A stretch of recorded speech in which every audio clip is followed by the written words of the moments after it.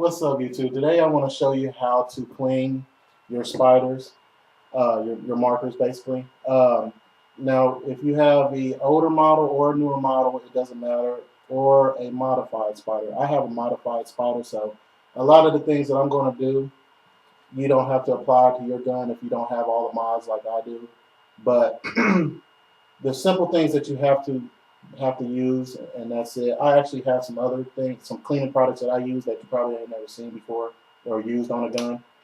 Um, Things that I like to take care of right after the game that I play uh, is usually you got to look down your barrel, make sure everything is clean. If it's not clean, you got to do that.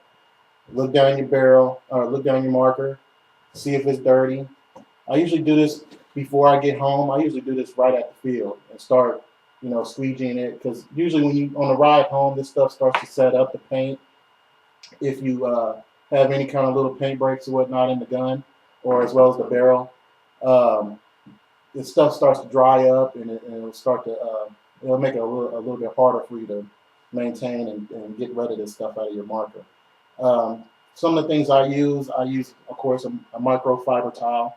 I have these in my bag as well on the field. So I usually wipe my gun off and get this already taken care of before I get home. And then when I get home, I have my own standard stuff that I use as well as home. I actually have barrel squeegees or swabs. These are actually ones that I buy just strictly for cleanup at home. Now I have the same exact ones in my bag for on the field as well as a squeegee.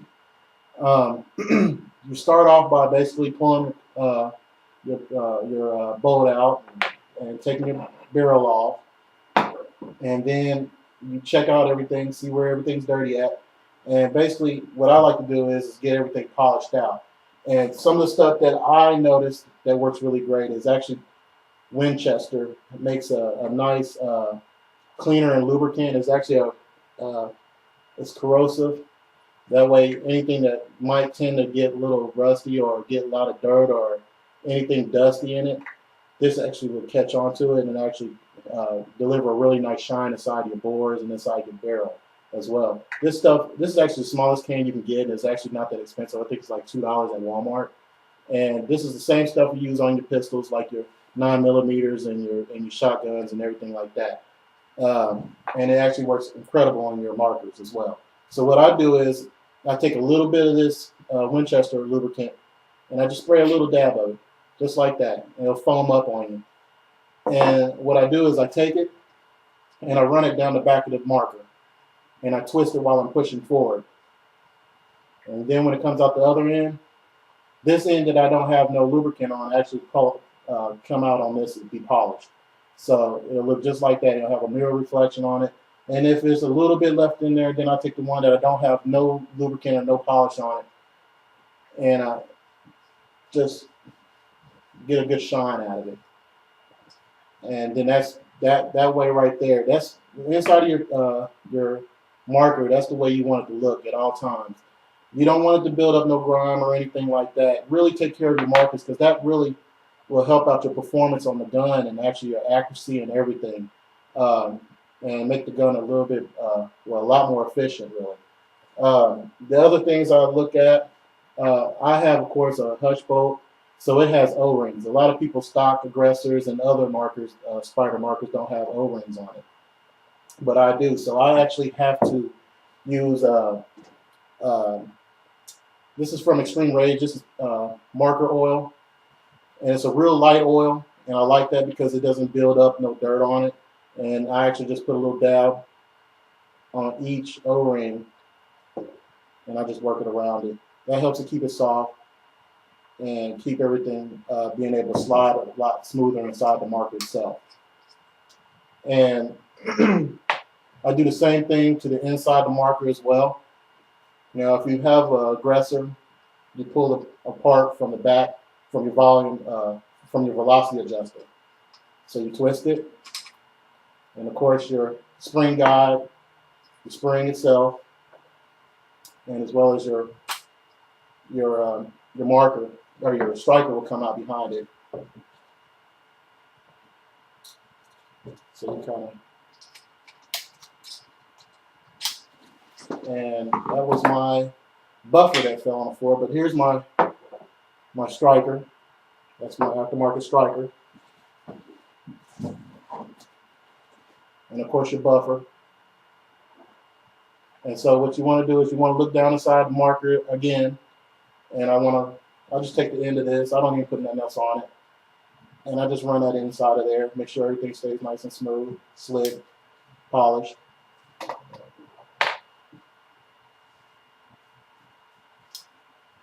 And then I go ahead and I run my marker oil on my striker. Now the strikers like this that are Delron, they need a little marker oil because if not, they get dried out and they become a little bit stiffer when sliding inside the area that they're in.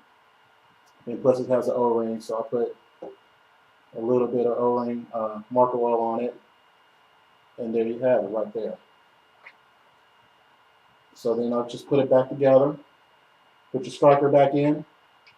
And if you have the lead striker as well, you still got to put a little marker oil on that as well. So turn your marker on. Give it a little fire, get it drop in. And then you put your velocity adjuster, your buffer, and your spring guide, and spring back in. Actually, what I do is, because your striker wants to spin when you put that in, so I actually put this in first for a second.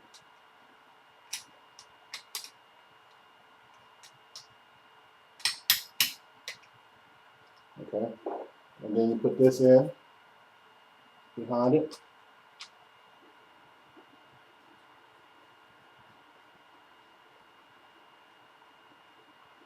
And there you go.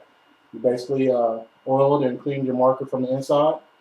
Then the other things you can do as well is also if you have a reg on your aggressor or even a Sonics, basically pull your macro line off, and then you back off your reg, and there's an O-ring as well. You check out all your O-rings on your marker.